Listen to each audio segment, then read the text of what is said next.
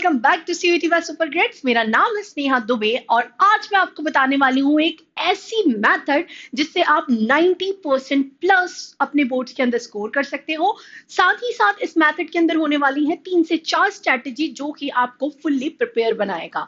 And आज का topic होने वाला है NCERT reading strategy smart method for board 2026। So let's start. So first is reading.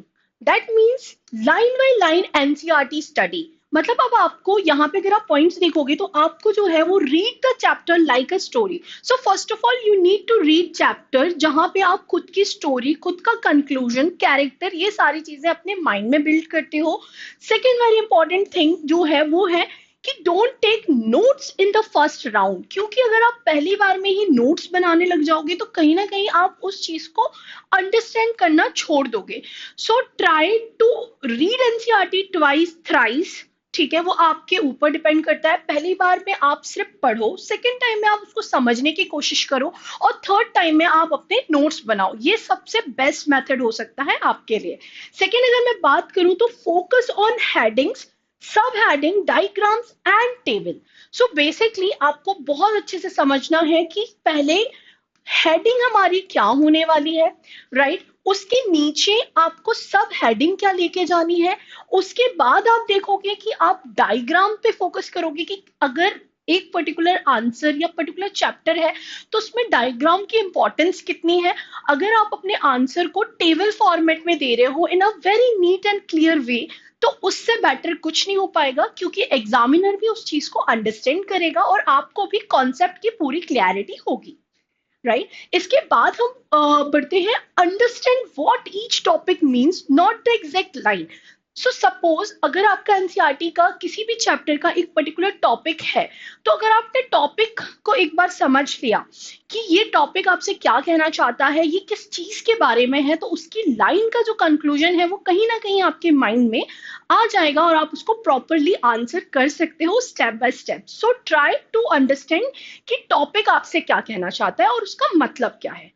Fourth, अगर मैं बात करूं तो mark difficult words and parts to revisit letter.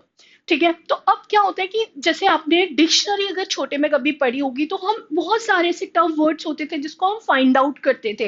And even अगर हमें वो डिक्शनरी में समझ नहीं आते थे और किसी चैप्टर में समझ नहीं आते थे तो हम उसे हाईलाइट कर देते थे, सो लेटर हम उसे ढूंढ पाए और उसका मीनिंग हमें पता चल पाए। सो सेम यहाँ पे आप जो है वो इसके साथ करोगे, जहाँ पे आपको कोई भी डिफिकल्ट पैराग्राफ लग रहा है, कोई लाइन लग रही है, then mark it, find it. अगर आपको इंटरनेट पे ठीक लग रहा है वहां कर सकते हो, आप टीचर से कंसल्ट कर सकते हो। तो ये आपके लिए काफी हेल्पफुल टेक्निक होगी। ऑल्सो आप उसको रिविजिट कर सकते हो बाद में। तो सेकेंड रीडिंग एनसीईआरटी स्ट्रेटेजी की अगर मैं बात करूं यहाँ पे, तो आपको जो है वो कन्वर्ट एनसीईआरटी टू आंसर, ये कॉन्सेप्ट बहुत ज्यादा ध्यान में रखना है। So let's discuss. जैसे कि turn every NCERT paragraph into question answer format. That means आप जो भी पैराग्राफ पढ़ रहे हो, आप जो भी चैप्टर पढ़ रहे हो, कोशिश करो कि आप उससे खुद समझ के क्वेश्चंस निकाल सको एंड फिर खुद उनके आंसर कर सको। इससे आप जो है वो काफी क्लियर आपका विजन हो जाएगा about that particular topic and chapter, और ये आपके लिए काफी हेल्पफुल होगा। सेकेंड, अगर हम देखें तो create short notes like definition, flow chart, formula and diagram, जो कि बहुत इंपॉर्टेंट होने वाला है। सो आपने जो भी चैप्टर पढ़ा ट्राई करो कि अगर उसमें कोई थ्योरी है तो उसकी डेफिनेशन आप कैसे निकाल सकते हो, उसको आप फ्लो चार्ट में कैसे कन्वर्ट कर सकते हो, सो दैट लेटर ऑन आपको काफी ज्यादा मेहनत ना करनी पड़े उस चीज को समझने में। ए के बाद बी कॉन्सेप्ट आए, बी के बाद सी कॉन्सेप्ट आए एंड वो जो आपकी अंडरस्टैंडिंग है वो उस फ्लो चार्ट के अकॉर्डिंग आपको समझ आ जाए। Third, formulas. अगर आप मैथ से रिलेटेड या अदर चीजों से रिलेटेड कुछ ऐसे कॉन्सेप्ट पढ़ रहे हो जिसमें फॉर्मूला इन्वॉल्व है, तो आपको उनको बहुत अच्छे से समझना है और उनको मेंशन करना है in very highlighted way, so that वो आपके माइंड में कहीं ना कहीं स्टोर हो पाए।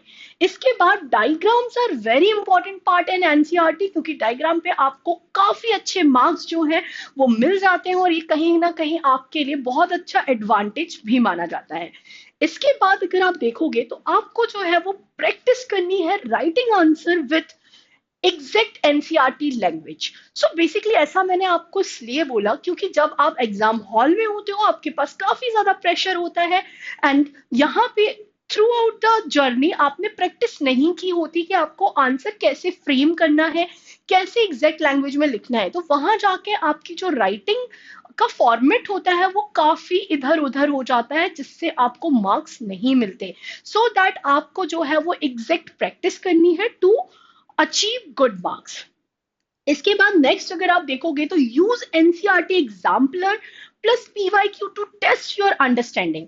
अब ऐसा मैंने इसलिए कहा क्योंकि एनसीईआरटी ऑलरेडी आपको काफी सारे ऐसे पीवाईक्यूज देता है, सैंपल पेपर देता है, जिनको आप पढ़ के सॉल्व करके समझ सकते हो कि पेपर किस फॉर्मेट में आता है, क्या पेपर की अंडरस्टैंडिंग आप हो सकती है, राइट, कैसे क्वेश्चंस आप सॉल्व कर सकते हो, कितना टाइम टेकिंग आपके लिए वो चीज होने वाली है। तो ये प्रैक्टिस आपकी यहाँ पे काफी अच्छे से बन जाती है।